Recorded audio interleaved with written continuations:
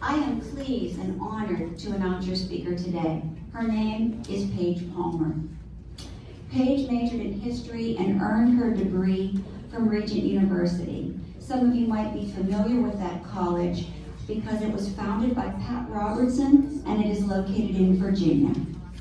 Paige earned straight A's throughout her time in college.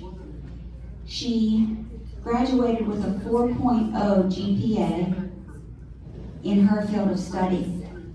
She made the dean's list every semester. She specializes in American and world history with a passion for the life and legacy of U.S. presidents and both American and world wars. Today, she will discuss with you the Cold War. It is a topic that she excelled in college and received praise from her professors about her knowledge and exemplary work. So if, ladies and gentlemen, you would please help me and give a big round of applause to welcome your speaker today, Miss Paige Palmer.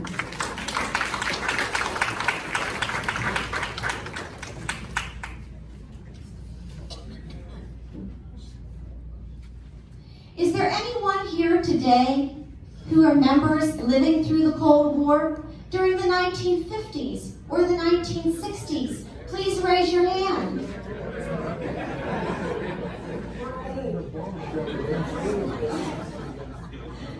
Take a minute now to remember how you felt during the height of those Cold War years. You likely felt afraid or worried or just uncertain about what was to come.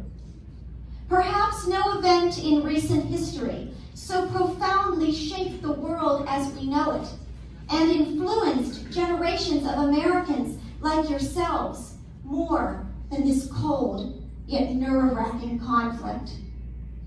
That's why today I would like to invite all of you to join me as we investigate the Cold War together.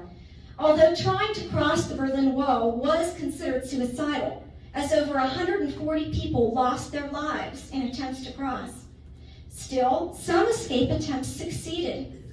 Some people flew over the wall in hot air balloons, while others escaped by digging tunnels, such as this 20-inch wide tunnel, through which 16 East Berliners escaped to freedom, dragging with them an infant in the wash basin seen here.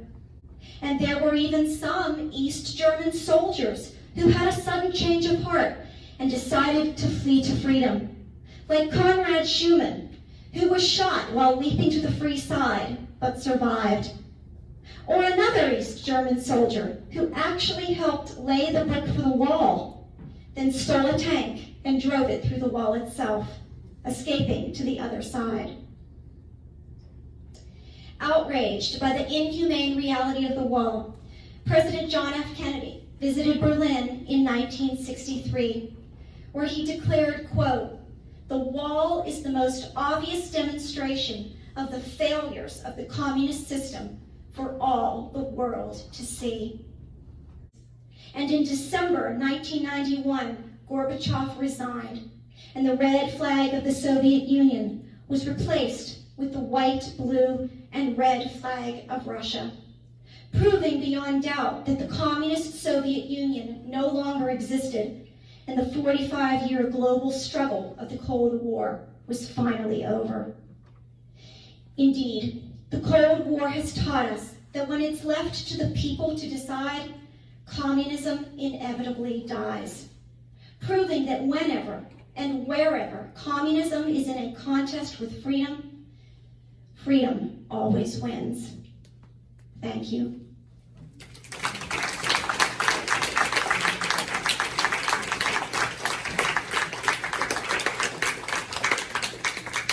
Thank you. I would like to thank all of you for having me here today. And I did want to make a note, are there any veterans in our audience today?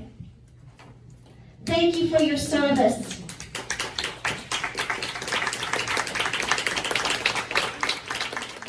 And her love for public speaking has proved to be a winning combination, as she has lectured groups in Pennsylvania, Virginia, Maryland, North Carolina, and Washington, D.C.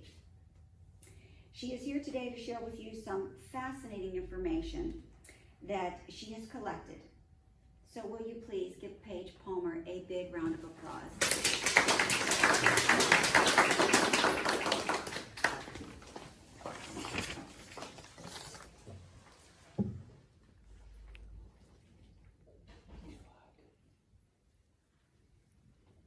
Assassination. The word alone has the power to grab our attention and tempt us to want to know more.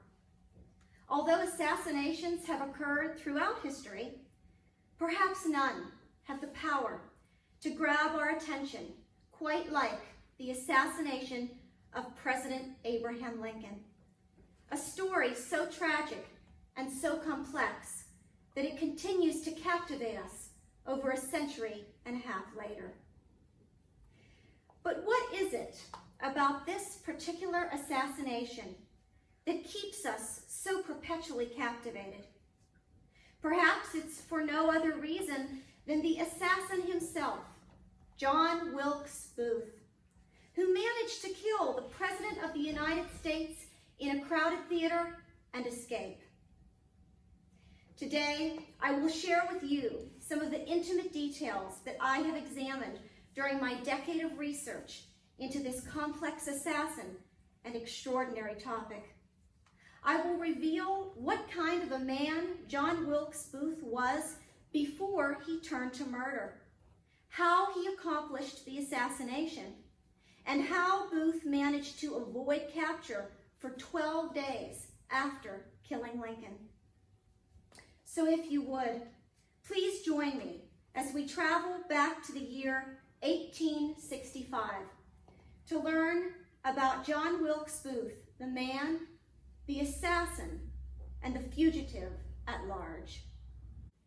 On this night especially, Ford's Theater was packed with cheerful civilians, soldiers, politicians, and even President Lincoln himself, who was joined by his wife and their guests, Clara Harris and Major Henry Rathbone.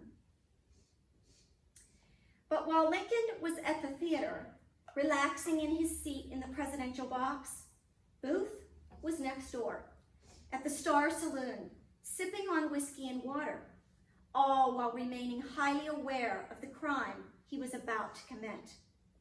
As the time approached 10:15 p.m., Booth entered the Ford's Theater lobby, then climbed the stairs to the theater dress circle and walked toward the entrance to Lincoln's presidential box. Although White House messenger Charles Forbes was seated outside this door that led to Lincoln's box, Booth showed Forbes an identification card, and Forbes, sensing nothing malicious about the well-dressed actor, allowed Booth to enter. The hallway leading to the presidential box was a dimly lit area measuring 8 feet long and 4 feet wide. Here, Booth located the wooden plank he had left there earlier that day while preparing for the assassination, and now used the piece of wood to jam the door shut behind him. The president's wound was mortal. Despite the prognosis, Dr. Leal wanted to provide the president with a comfortable and dignified death. It would not be respectable for Lincoln to die at Ford's Theater, and the presidential box was cramped and chaotic, as many people, realizing this once common theater was now a priceless piece of history, were already ransacking the theater for souvenirs. With no stretcher available, 6 men gently lifted Lincoln's body and carried him into the crowded street. They were still uncertain where they were heading when someone shouted from a boarding house window across the street, "Bring him in here." This was the boarding house of William Peterson. As Lincoln's body was carried through the front door, blood dripped onto the wooden threshold, and civilians immediately began chiseling away pieces of the blood-stained wood to take as souvenirs. Once inside, Lincoln was taken to a back bedroom and due to his 6'4" height, was laid diagonally across the bed. The final act of the Lincoln tragedy was complete. An American president now belonged to the ages, and the curtain dropped forever upon the life of its actor, John Wilkes Booth. Thank you.